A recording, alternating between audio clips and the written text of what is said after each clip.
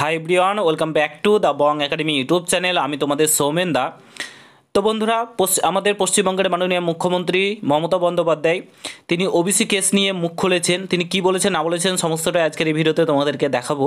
ঠিক আছে, পুরো ভিডিওটা দেখো। চ্যানেলে নতুন হলে অতি অবশ্যই চ্যানেলটাকে সাবস্ক্রাইব করে পাশে থাকা বেল আইকনটাকে প্রেস করে দেবে। যখন আমি নতুন ভিডিও আপলোড করবো তার নোটিফিকেশন সর্বপ্রথম পেতে অতি অবশ্যই চ্যানেলটাকে সাবস্ক্রাইব করে দেবে। তো চলো ফার্স্ট অফ অল তোমরা ভিডিওটা দেখে নাও তিনি কি বলেছেন ওবিসি কেস নিয়ে।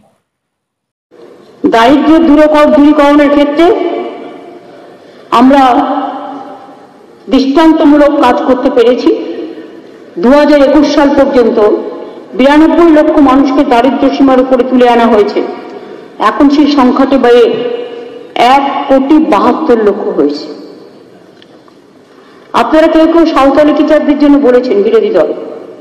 হ্যাঁ, সাঁওতালি টিচার, প্যারা টিচার দেওয়া হয়েছে, তাদের রিক্রুটমেন্টের জন্য নোটিশও জারি করা হয়েছে। কিন্তু আমাদের কিছু বন্ধু বান্ধব যারা আমাদের পছন্দ করে না, তারা ওবিসি কেন রিজার্ভেশন পাবে সেইটা নিয়ে কোর্টে মামলা করে হাইকোর্ট থেকে স্টে করেছে। কেসটা এখন সুপ্রিম কোর্টে আছে, সেই জন্য সব রিক্রুটমেন্ট আটকে আছে। কারণ আমাদের নিয়ম ছিল তাদের নিয়ে করা, আমি তাদের বঞ্চিত করতে পারি না। তাই যতক্ষণ এটা ফয়সালা না হচ্ছে, রিক্রুটমেন্টটা দেরি হচ্ছে, because of my common friends from opposition, the jealous people, they are very jealous, হিংসুটে, কুচুটে, চক্রান্তকারী, ষড়যন্ত্রকারী, কারো ভালো সহ্য করতে পারে না।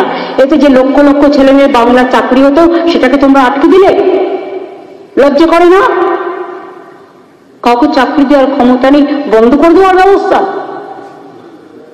তা সত্ত্বেও শুনলে খুশি হবেন, আমরা 2 কোটি ছেলে মেয়ের চাকরির বন্দোবস্ত করেছি বিভিন্ন অর্গানাইজেশনে। তো বন্ধুরা, তোমরা প্রত্যেকে শুনতে পেলে আমাদের পশ্চিমবঙ্গের মাননীয় মুখ্যমন্ত্রী কি বললেন। অপোজিশনকে দোষ দিচ্ছে, ঠিক আছে, এটা কেউ রাজনীতির রং লাগাবে না। ফার্স্ট অফ অল দেখো, অপোজিশনকে দোষ দিচ্ছে, বাট আমরা সুপ্রিম কোর্টে কি দেখতে পাচ্ছি, আমাদের রাজ্য সরকারেরই উকিল যিনি রয়েছেন তারাই কিন্তু কি করছেন, ওবিসি কেসটাকে ডেটের পর ডেট নিয়ে চলেছেন। মানে তারা হাজির থাকছেন না কিংবা কোনো কিছু সুরাহা তারা করছেন না, ঠিক আছে। তো তারাই কিন্তু পিছিয়ে দিচ্ছে অ্যাকচুয়ালি আমরা যে জিনিসটা দেখতে পাচ্ছি। আর মাননীয় মুখ্যমন্ত্রী এখানে কি বলছেন যে অপোজিশনকে দোষ দিচ্ছে, অপোজিশন নাকি এক্সাম নিতে দিচ্ছে না, অপোজিশন নাকি এ করেছে না করেছে। বাট আমরা সুপ্রিম কোর্টে কি দেখতে পাচ্ছি, সুপ্রিম কোর্টে দেখতে পাচ্ছি যে উকিলগুলোই পিছিয়ে দিচ্ছে, রাজ্যের উকিলগুলো।